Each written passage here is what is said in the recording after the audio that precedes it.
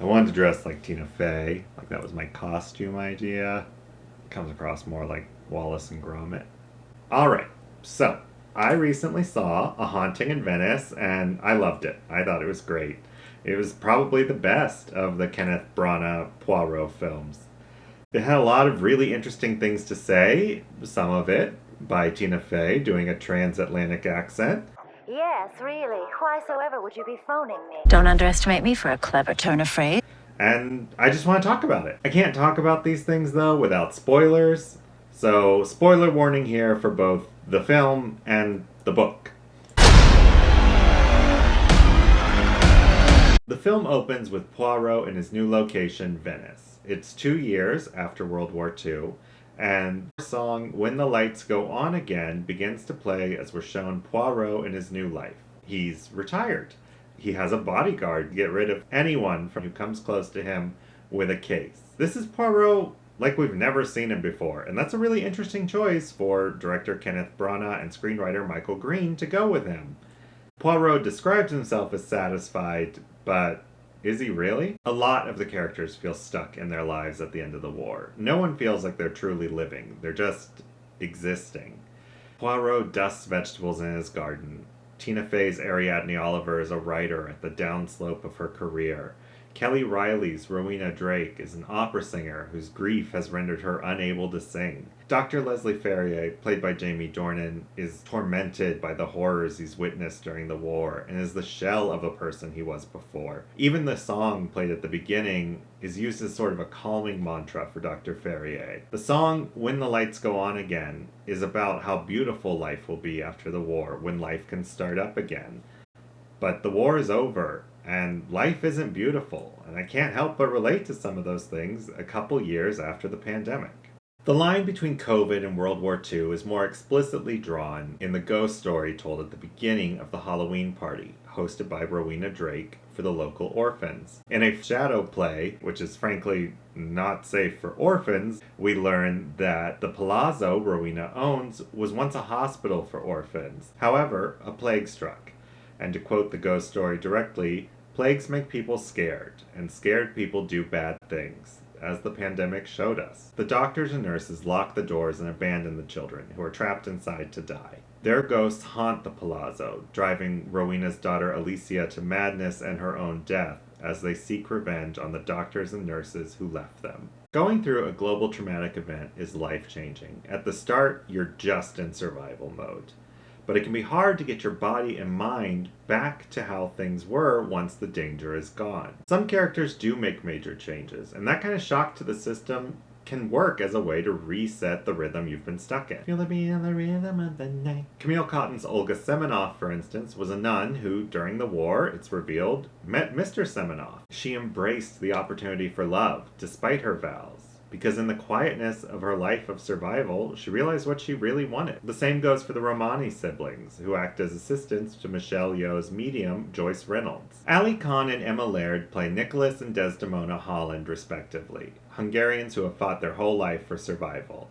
They are now living better than before, Nicholas being grateful for their current situation and unsure where they'd be without Mrs. Reynolds, and Desdemona convinced they'd be fine without her, as they've always survived before. While their attitudes towards their working situation are wildly different and mirror those of real-world employees during the pandemic, they do have a shared dream of moving to Missouri. This is because, in a cute detail we learn about their background, they were rescued by U.S. soldiers who only had half of the film Meet Me in St. Louis, and they played it for them every night. They thought it was so beautiful, and they wanted to live there. I have some bad news for them.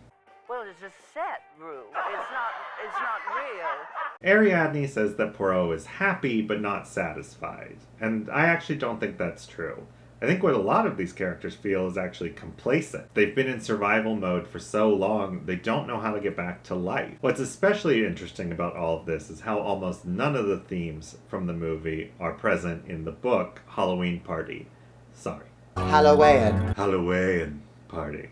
Hallowe'en. Hallowe'en. Hallowe'en. Halloween Party has nothing to do with life after the war or feeling stuck. It takes place in England in the late 1960s and is very much about an aging Agatha Christie terrified about the sexual violence she reads about in the newspaper and kids today. I'm sorry, boomers. Agatha Christie hated you. Side note, when will I get a movie about Poirot living in fabulous mod 60s London? Like that movie, cowards. The first murder victim in the book is not an adult medium. In fact, there are no supernatural elements in the book, but a 13-year-old girl who most characters, including her own family, have nothing nice to say about.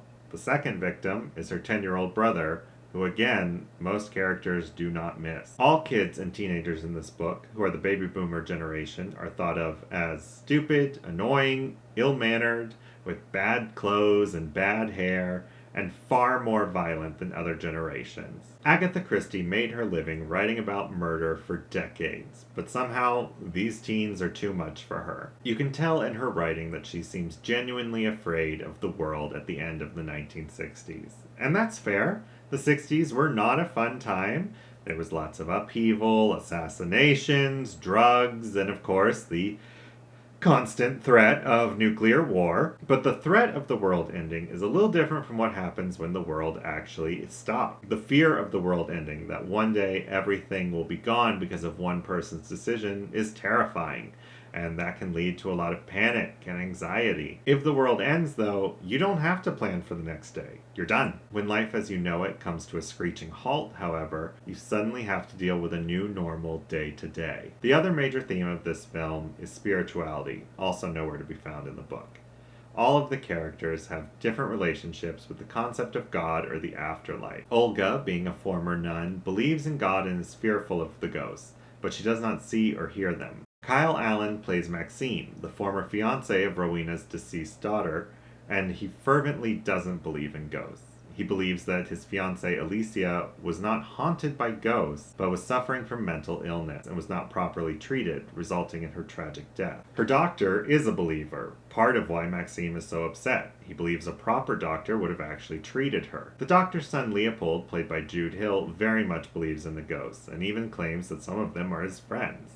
He also doesn't believe that Joyce is real. Joyce is a believer, but also a business, and as such stacks the deck in her favor and includes a few parlor tricks, like a typewriter that magically types, in order to, as her assistant Nicholas puts it, drive home the reality of her ability. His sister Desdemona, however, believes it's all fake. Poirot does not believe, saying that he would love to believe because a ghost would prove that there is a soul, and a soul would prove that there is a God who created it. But after seeing so much awfulness in the world, he cannot believe in such things. The only character who lies about their belief is our killer, Rowena Drake, who uses the ghost story to get away with impossible murders, killing Joyce and Dr. Ferrier when everyone is accounted for with another person. As with the other films in this series, we come to an ending where Poirot is changed by what he has seen of this crime.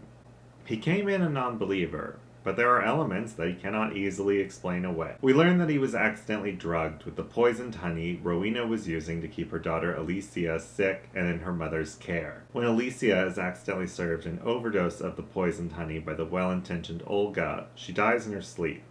Rowena finds her and panics and realizes that she'll be found out, so she stages her daughter's death to look like a suicide and throws her body into the canal. She is then blackmailed by someone claiming they know she is the murderer.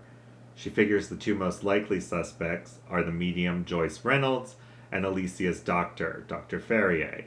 So she kills them both at a seance and blames it on the ghosts of the children that haunt the palazzo. The murderer is very real, but Poirot is unable to explain certain aspects of the crime. He could easily blame it on being drugged, but why then does he only see the ghost of Alicia? After discovering the trick that Joyce Reynolds and Nicholas set up with the typewriter, Joyce goes into a trance and speaks using Alicia's voice. Mama? Alicia? Alicia's voice through Joyce, Alicia's voice through Joyce, accuses one of the members of the seance of murdering her. But we learn that Joyce and Dr. Ferrier are not the blackmailers. It was Leopold. So if it was a trick, how did Joyce know that Alicia was murdered? We also know that Alicia's bird has not spoken since Alicia died. However, when Alicia allegedly enters Joyce's body, but before she can speak, the bird senses her presence and says, "Alicia?" In his drug state, Poirot chases a little girl that no one else sees. Who are you talking to?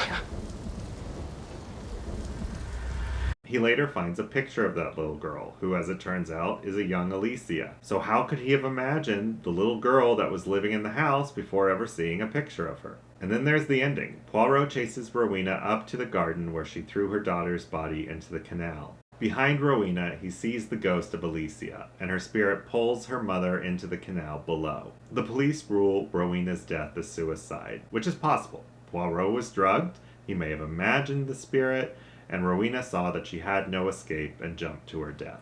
But it changes Poirot. He realizes he must confront his ghosts, whether they are real or imagined. And this film ends in the most uplifting way these films have ended, with Poirot excited and motivated to work on cases again. The song When the Lights Go On Again plays us out over shots of Venice, and we see that for Poirot, the lights really have gone on again. The message of this film really resonated with me in a post-COVID slump. I was just sort of languishing. I wasn't being creative, I wasn't motivated by anything. I was just unable to get back to the person I was before the world stopped.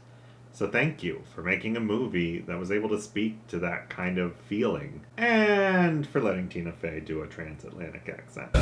You're doing that thing where you pretend to know more than everyone else in the world.